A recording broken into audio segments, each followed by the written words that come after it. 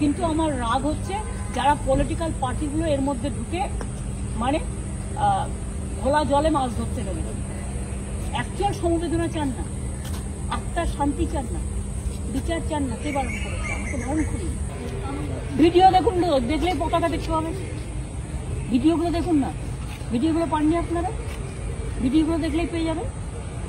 এত আইএকে দিয়ে এআইকে দিয়ে উল্টো পাল্টা সবার মুখ দিয়ে আর যা তা বলাচ্ছে তৈরি করে ফেক ভিডিও, এটা ক্রাইম নয়? এগুলো তো ধরা পড়বে একদিন। অসত্য জিনিসটা বিশ্বাস করতে আমি মানুষকে অনুরোধ করছি, প্লিজ বিশ্বাস করবেন না। সোশ্যাল নেটওয়ার্কে আজকে ম্যাক্সিমাম ফেক ভিডিও চলছে। পুলিশ গ্রেফতার করেছে এবং পুলিশে যেমন পুজো হোক এ হোক, ওদের সারাক্ষণ ডিউটি দিতে হয়, যখনই ডাকবে এমার্জেন্সি আসতে হয়। ডাক্তারদের সার্ভিসটাই এমার্জেন্সি সার্ভিস, এটা তাদের বিবেচনার উপর আমি ছেড়ে দিলাম। আমরা তো আবেদন জানিয়েছি বারবার।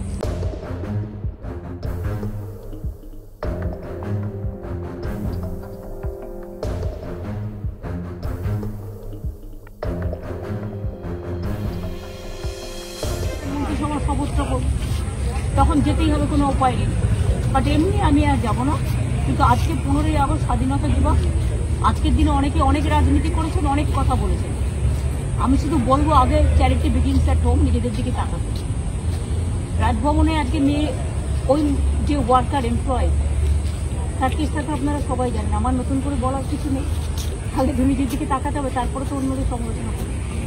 আর আমি তো পরিষ্কার বলেছি যে এই ঘটনাটায় আমরা সবাই নিন্দা করি। আমি কালকে ফাঁসির দাবিতে মিছিলও করব এবং আমরা চাই ফাঁসি হোক। আমি পুলিশকেও সেই হোক বলেছিলাম সেইভাবে, এবং ওরা করেও ছিল। আজকে ওদের জিনিসগুলোই তো নিয়ে ওরা করছে, কাজে ওরা কাজটা অনেকটা গুটিয়ে দিয়েছিল। যে কটা লোককে ডাকা বাকি ছিল, ওরা হাতে 4-5 দিন টাইম ছিল, ওরা সেটা করে নিত।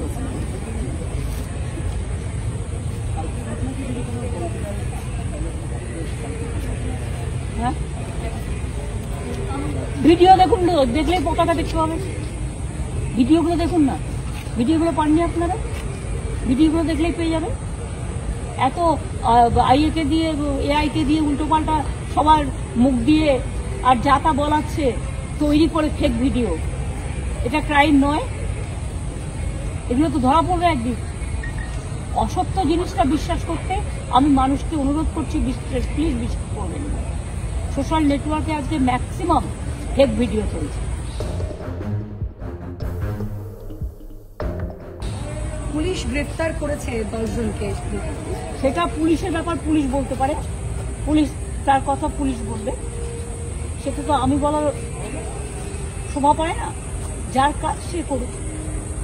আমার ডিসি খুব অসুস্থ, ডিসি অনগ্যাড হয়েছিল, তার সারা গা রক্তে ভেসে গেছে ওদের অত্যাচারী।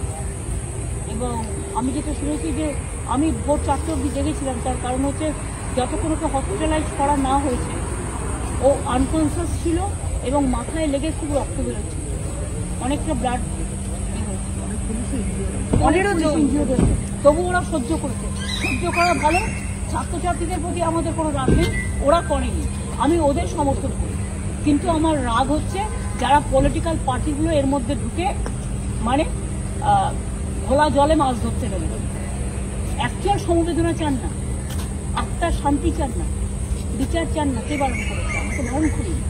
আমি তো নিজেই প্রথম থেকে পক্ষে।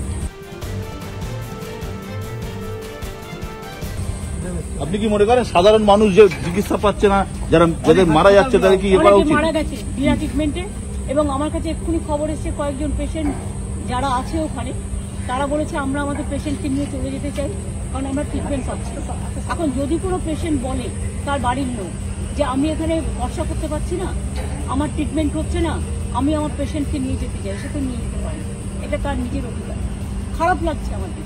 আজকে তো প্রায় 6-7 দিন হয়ে গেল, আর কদিন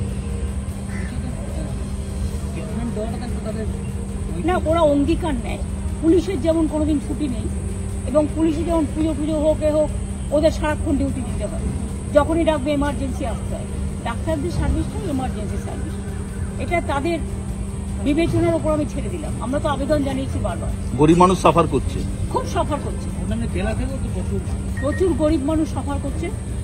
তবে জেলা থেকে আর যেন এখন যতক্ষণ স্বাভাবিক কার্যকর না হচ্ছে পেশেন্ট না পাঠাতে আমি জেলার হসপিটালগুলোকে অনুরোধ করবো, যেখানে ট্রিটমেন্ট হচ্ছে সেখানে পাঠাতে।